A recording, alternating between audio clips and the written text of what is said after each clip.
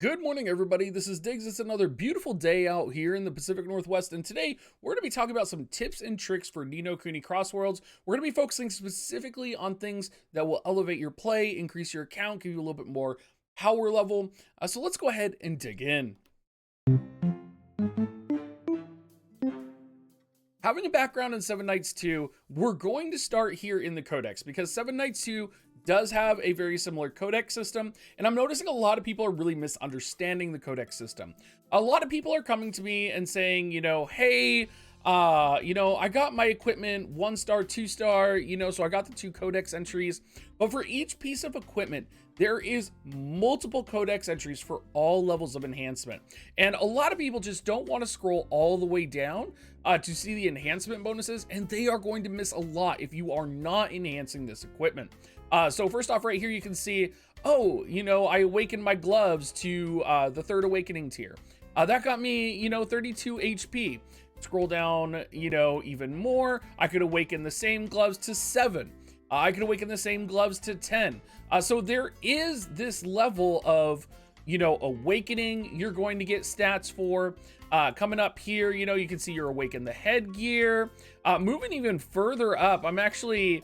you can push through this. You can see both weapons and armor. So awakening weapons does get you stats at 3. It's 3, 7, and 10 that it's going to give you stats at. And they're almost in sections. So while you do have situations where, you do get stat bonuses for potentially getting 2-star upgrades from 1-star to 2-star to 3-star, you also get it from awakening. And also here, you'll notice you get it from enhancement too. So you'll notice that these rings, all of the rings here, right, they're all different star levels. As they are enhanced, they do get more bonuses, and you are going to get additional accuracy, or in the case of earrings, you're going to get additional evasion. So there's so much going on here, and it's not just with pieces of gear. It's also with familiars, and it's not just familiars 1-star, 2-star, 3-star, 4-star. It is also, scrolling down here, familiars that you're going to be awakening, familiars that are going to be plus 100, right? Depending on the amount of jellies that you're going to give them. And of course, depending on the type of familiar is going to depend on the type of stat that you're going to get from these, right? You're going to run into, awakening for familiars, right? So this is a 3-star awakening pipsqueak, with this going to be giving attack up. And these are small things you can be doing as like a newer player. If you have a lot of different, small 1-star, 2-star, 3-star creatures, do not feed them to your other creatures. That is a huge mistake. You want to awaken them, you want to invest them, you want to focus on one version of the creature and kind of develop it from there.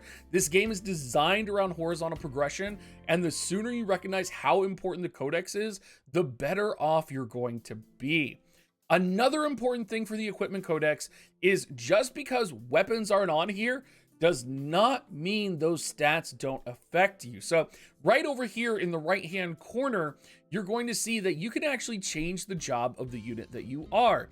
And if I change job to destroyer, you're going to see that I have the basic weapon for the destroyer here, and that is also going to be giving my character HP. So you want to make sure that, maybe if you're all the way done on your codex entries for your main job, you start working on these secondary codex entries with your other jobs to help build up your account. And you may not necessarily care about every single item, but you're going to want to prioritize, potentially attack-based items, defense-based items. It can kind of snowball out of control later on. And while these codex entries are not the biggest buffs right now for our characters, they will absolutely become incredibly important in the future for everything that we're going to be doing. And it's just one of those things, you have to do it right now, and you have to start planning for it. Now, Before we jump in and talk about something else real quick, we're going to talk about PvP and auto item because a lot of people aren't even aware of how PvP functions. So there are a couple of zones that are specifically PvP focused zones. You can see here I have my setting on neutral and focus players. So what this is going to do, if you are in a zone such as like a chaos dungeon farming and you're auto farming and an enemy player comes to attack and kill you, this will focus that player and your character will defend themselves. I understand a lot of players are not in PvP zones yet or are not spending a lot of time in PvP zones. But when you are AFK farming, you want to make sure to set the setting to neutral and you want to set it to focus player just to defend yourself. That will ignore all players unless they attack you. Similarly, or I guess alternatively, a lot of people don't understand how the buff item menu works, and they don't understand how food works. So I can actually set this to auto use food. If I go to the settings right here, and once I'm in these settings, if I click this, every check mark is going to continually auto use food or the duration of that food. So you can also have multiple foods equipped. So I'm just going to hit complete here, and you will see as I close this, these foods are going to buff in on me any moment. Maybe not because I'm in a combat zone. Let's go ahead and teleport out. I believe I did that right. So you can see here they have the refresh icon. Let's teleport out into a combat area and we will show you guys what I exactly mean here. It's definitely one of those things that it's kind of surprising. You don't think it's going to work that way, but you'll notice when you go to the shop where you go to buy potions, where you go to buy food, you can buy like cafe items, and there's all the buffs right there.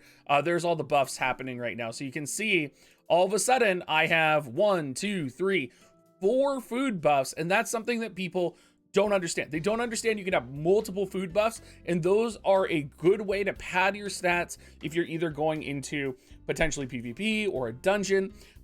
Being a Korean MMO gacha type of game, this is going to be very much about focusing on those tiny stats, making those tiny differences, getting those stat buffs from your guild before you head out. All of these things are going to be very important for you. Let's go ahead and talk about some skill management, and then we'll talk about farming. A lot of people do know that you have access to different loadouts here.